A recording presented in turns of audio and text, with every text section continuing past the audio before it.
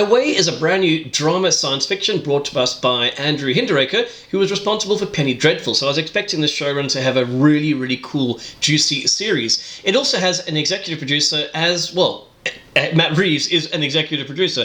Matt Reeves being the director of two of my favourite movies in the last decade. That would be War for Planet of the Apes and Return to the Planet of the Apes. Whatever the last two were called, absolutely brilliant. So I expected a lot from this. We've also got some high hitters as far as actors, actresses. We've got Hilary Swank as the main titular character. That would be Emma, who is the leader of a NASA expedition, or at least it's a multinational expedition, to Mars, which will take 3 years. The show then follows the drama stroke science fiction of her managing, or not managing, to deal with family life, being a mother and being a wife, and being the commander of a, as I mentioned, multinational group of people. So is the show worth watching?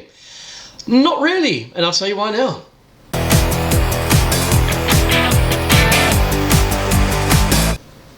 So one thing I found quite interesting about this show is just looking at the Google comments. There's one particular comment that I have to point out, and someone's basically saying that every scene of the show is life-changing. If you mean you want to throw yourself in front of a bus to end it, then yes, possibly true. The show has so many opportunities to excel, but fails on almost all fronts. I just want to quickly cover the acting and the actors. Now, the actors and actresses are pretty damn good in this. As I mentioned, we've got Hilary Swank. We've got Josh Charles, who plays her husband, Matt Logan, who has a brain hemorrhage in the first couple of minutes of the first episode, in season 1, but manages to recover after hours of operation in 15 minutes so that he can tell his wife to go to Mars, because you see she has a crisis of conscience. She wants to come back to Earth. She's based on the moon at that time. And he manages to say, go, which is what the name of the first episode actually is. We then have Ram, who is an Indian doctor, who just seems to have the horn all the time. He's just sexually charged. Don't know why, but he is. He's just basically always talking about how much he loves sex. We then have Vivian Wu as Lu, a Chinese astronaut, who, of course, hates the American leading the expedition. We then have Mark Ivan, who plays a Russian dude. I can't even bother remembering his name. He's so comical in the way that he's Russian, in the really the over-the-top sort of Russian way, whether it be Mother Russia is better than American, well, that kind of shit. And the instant dislike for the character played by Hilary Swank, of course. She froze. Because she's American, and he thinks that he should be leader because woman and American should not be. He's just, yeah. The problem here is that these actors are pretty good in their own right, just not in this show. The dialogue, unfortunately, lets them down time and time again. There are one or two exceptions. I thought Ato Ezando, who plays Kwesi, who's this Ghanese English guy, his role was okay, and his function was pretty good in this, but he speaks in such an over-the-top English accent. I found it comical, and yeah, it was not particularly great, his accent anyway, but his acting is great. And then we have Talitha Bateman, who plays Alex, who is the daughter of both Emma and Matt. She's really good in this. She plays a teenager who has to deal with her mother leaving her with her father, who's now having to recuperate and go through rehabilitation because of said brain hemorrhage, which I'm pretty sure the guy had, I don't know, Logan genes kind of story, as in bloody Wolverine. His name's Matt Logan, so maybe, I don't know, he just recovers too quickly, and that's the problem with the show. Everything around it, each benchmark, if you will, is ridiculous. So, first of all, it's a drama, as I mentioned, but the problem with the drama here is that it's comical to the point where it's so cliched that each episode you're like, I've seen this before, there's nothing new here. Lost in Space did it better. There's far more subtlety and nuance to this than the drama in this. It's just, like I say, it's cliched over the top. The daughter rebelling because the mother's not around. The husband, being there for her, but also resenting her because he didn't get chosen.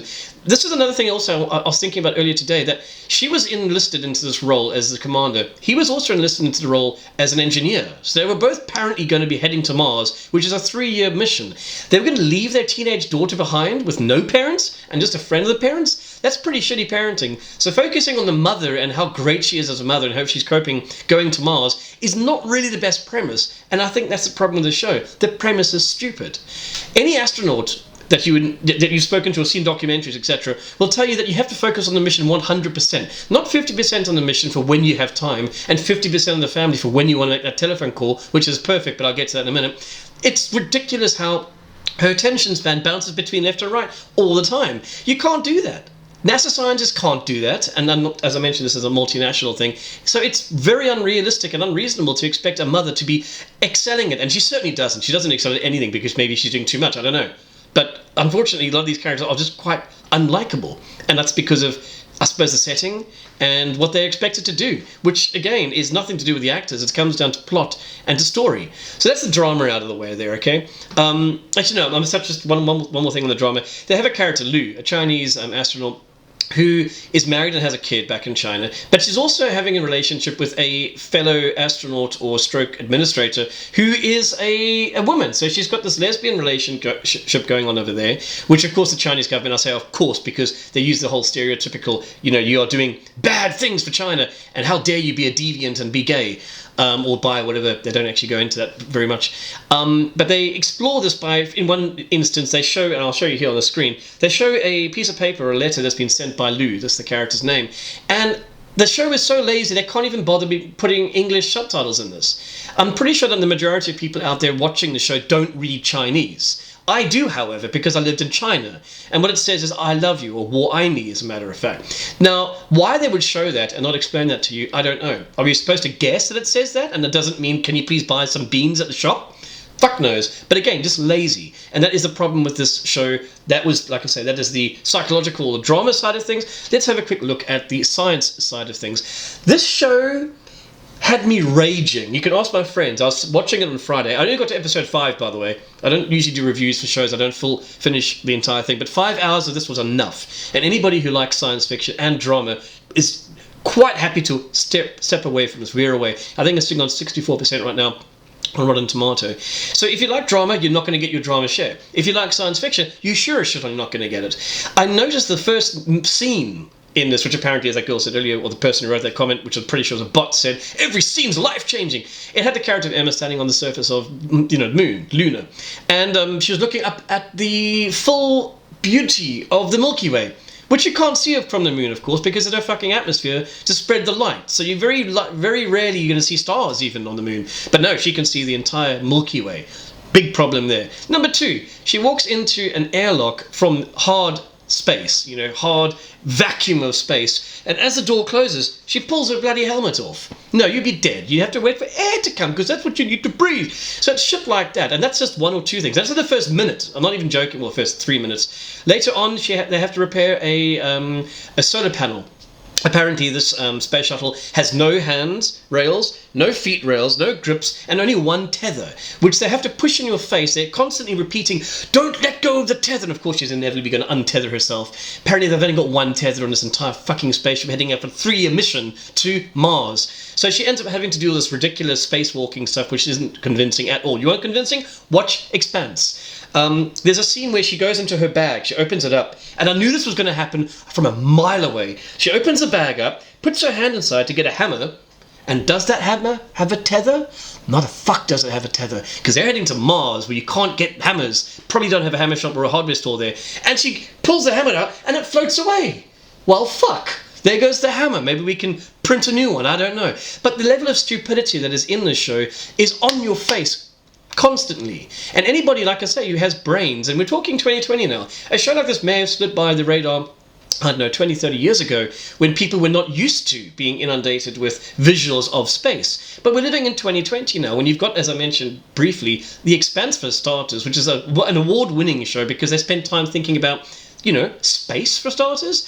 For a show that claims, well, not even claims, it doesn't claim, for a show that's talking about being NASA-driven, you would think that NASA would have a consultant on the show, and if they did have a consultant, they certainly ignored the consultant because everything you see is bullshit. Actually, I saw another comment on the Google reviews. You type in thing, and on the bottom right hand side it says Google review. This person claiming to be an astrophysicist stroke astrologer. I was like, what? That's a strange combination. And saying that practically everything in the show is 100% on the nails. No, it really isn't. And that is something that will irk anybody who enjoys the science side of things. So you have the science which is failing as far as the space, and there's a lot of science in space. Oh god, totally forgot. Sorry, I have to mention this. I mentioned very briefly at the beginning that there's a lot of telephone calls. There are more telephone calls in this than I have meeting calls in a day, and I work as a communications person for a university. So we are in web conference calls all the time. As a matter of fact, every morning we have a stand-up call, and our webcams don't look as good as the, I don't know what G that they're using. Maybe they're using 8G or something that gives you not just COVID but massages you. But every time they talk, there is no delay. It's the first thing that you will notice. Anybody who has seen any show will know that there's delay between the moon or even the International Space Station and Earth. Not in this show. There is zero delay. There are very, very few moments where they have even interruptions in signal, unless it's playing a part of the actual plot of that episode or the overarching show. So it's absolutely ridiculous. Not to mention the fact that they have brilliant signal. But they seem to be able to make telephone calls whenever the hell they want, willy-nilly. NASA doesn't seem to need to approve them. They could be phoning people, giving them, national secrets and saying, fuck it, porn, yeah, wipe up the bandwidth. There's no protocol at all. And that's what makes the show laughable. It's not worth watching because they don't do anything well in it. And it's a real shame. Even though I wasn't convinced with the premise of the show, I thought they could at least do something that was watchable. But when you're sitting there like I was, fuming and literally turning an episode off and having to come back to it an hour later after watching something better, so you can try and complete some partial review, it just isn't worth it. It's like expecting a steak to arrive on your table, but they bring over, I don't know, a Vienna hot dog, but with no garnish, nothing. It will fill you up. I suppose this will fill you up too, but it's not going to satisfy you in any way, mean or form. So this, to me, definitely is a Vienna out of 10. It's not worth watching, and Netflix will probably give it a season 2. They probably will, won't they? Fuck it. It's so depressing. It is depressing, isn't it? Anyway, don't bother watching it. I saved you the time and effort. Catch you guys later. I'm sad.